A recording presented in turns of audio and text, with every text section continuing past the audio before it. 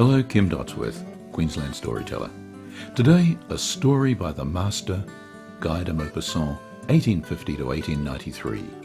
It's called The Drunkard.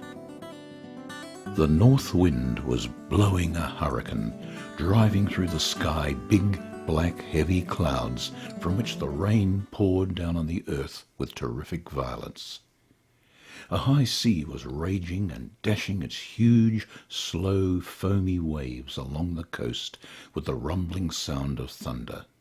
The waves followed each other close, rolling in as high as mountains, scattering the foam as they broke. The storm engulfed itself in the little valley of Ypres, whistling and moaning, tearing the shingles from the roofs, smashing the shutters, knocking down the chimneys, rushing through the narrow streets in such gusts that one could walk only by holding onto the walls, and children would have been lifted up like leaves and carried over the houses into the fields. The fishing smacks had been hauled high up on land, because at high tide the sea would sweep the beach.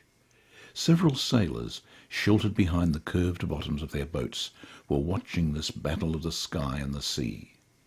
Then, one by one, they went away, for night was falling on the storm, wrapping in shadows the raging ocean and all the battling elements. Just two men remained, their hands plunged deep into their pockets, bending their backs beneath the squall, their woolen caps pulled down over their ears.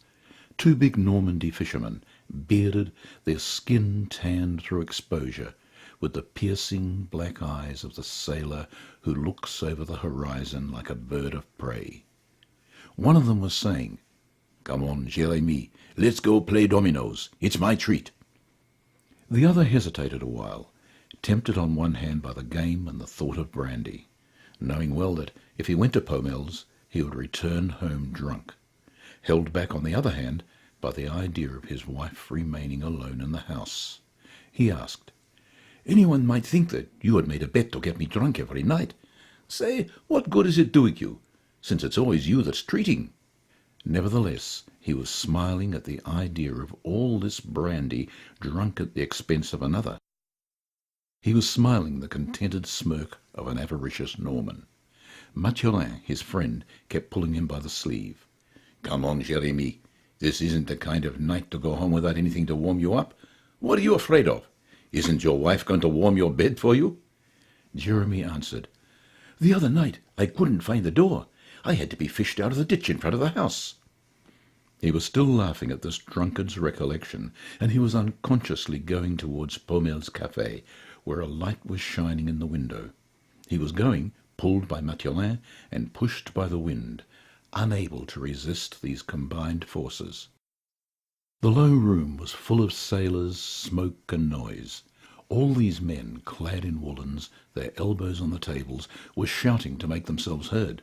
The more people came in, the more one had to shout in order to overcome the noise of voices and the rattling of dominoes on the marble tables.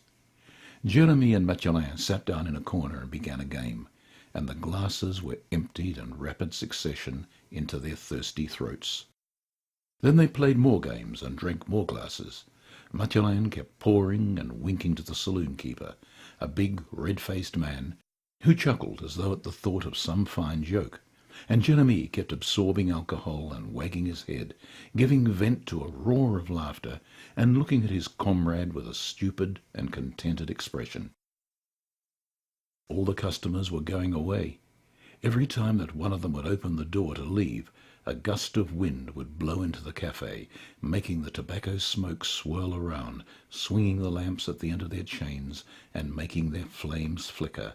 And suddenly one could hear the deep booming of a breaking wave and the moaning of the wind. Jérémie, his collar unbuttoned, was taking drunkard's poses, one leg outstretched, one arm hanging down, and in the other hand holding a domino. They were alone now with the owner, who had come up to them, interested. He asked, "Well, Jérémie, how goes it inside? Feel less thirsty after wetting your throat?" Jérémie muttered, "The more I wet it, the drier it gets inside." The innkeeper cast a sly glance at Mathurin. He said, "And your brother, Mathurin, Where's he now?" The sailor laughed silently. "Don't worry, he's warm, all right." And both of them looked towards Jeremy, who was triumphantly putting down the double six and announcing, "Game!" Then the owner declared, "Well, boys, I'm going to bed. I will leave you the lamp and the bottle. There's 20 cents worth in it. Lock the door when you go, Mathurin, and slip the key under the mat the way you did the other night." Mathurin answered, "Don't worry, it'll be all right." Paumelle shook hands with his two customers and slowly went up the wooden stairs. For several minutes his heavy step echoed through the little house. Then a loud creaking announced that he had got into bed. The two men continued to play.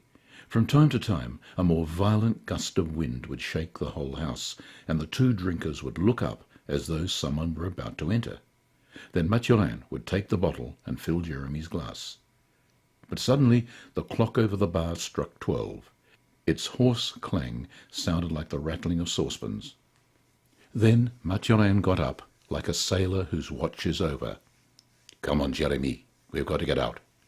The other man rose to his feet with difficulty, got his balance by leaning on the table, reached the door, and opened it while his companion was putting out the light. As soon as they were in the street, Mathurin locked the door and then said, "Well, so long. See you tomorrow night." And he disappeared into the darkness. Jeremy took a few steps, staggered, stretched out his hands, met a wall which supported him, and began to stumble along. From time to time a gust of wind would sweep through the street, pushing him forward, making him run for a few steps. Then, when the wind would die down, he would stop short, having lost his impetus, and once more he would begin to stagger on his unsteady drunkard's legs. He went instinctively towards his home, just as birds go to their nests. Finally he recognized his door and began to feel about for the keyhole and tried to put the key in it. Not finding the hole, he began to swear. Then he began to beat on the door with his fists, calling for his wife to come and help him. "Melina! Oh, Melina!" As he leaned against the door for support, it gave way and opened, and Jeremy, losing his prop, fell inside, rolling on his face into the middle of his room. And he felt something heavy pass over him and escape into the night. He was no longer moving, dazed by fright, bewildered, fearing the devil, ghosts, all the mysterious beings of darkness, and he waited a long time without daring to move. But when he found out that nothing else was moving, a little reason returned to him, the reason of a drunkard. Gently he sat up. Again he waited a long time, and at last, growing bolder, he called, "Melina!" His wife did not answer. Then suddenly a suspicion crossed his darkened mind, an indistinct, vague suspicion. He was not moving.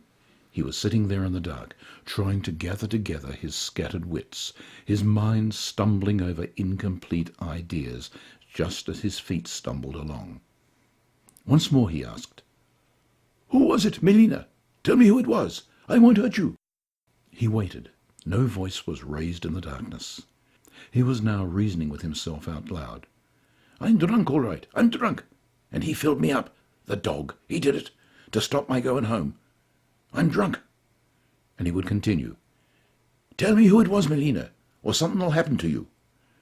After having waited again, he went on with the slow and obstinate logic of a drunkard. "He's been keeping me at that loafer Paumel's place every night, so as to stop my going home. It's some trick. Oh, you damned carrion." Slowly he got on his knees. A blind fury was gaining possession of him, mingling with the fumes of alcohol. He continued, "Tell me who it was, Melina, or you'll get a licking. I warn you." He was now standing, trembling with a wild fury, as though the alcohol had set his blood on fire. He took a step, knocked against a chair, seized it, went on, reached the bed, ran his hands over it, and felt the warm body of his wife.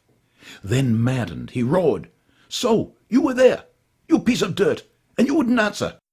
And lifting the chair, which he was holding in his strong sailor's grip, he swung it down before him with an exasperated fury. A cry burst from the bed, an agonizing, piercing cry. Then he began to thresh around like a thresher in a barn, and soon nothing more moved.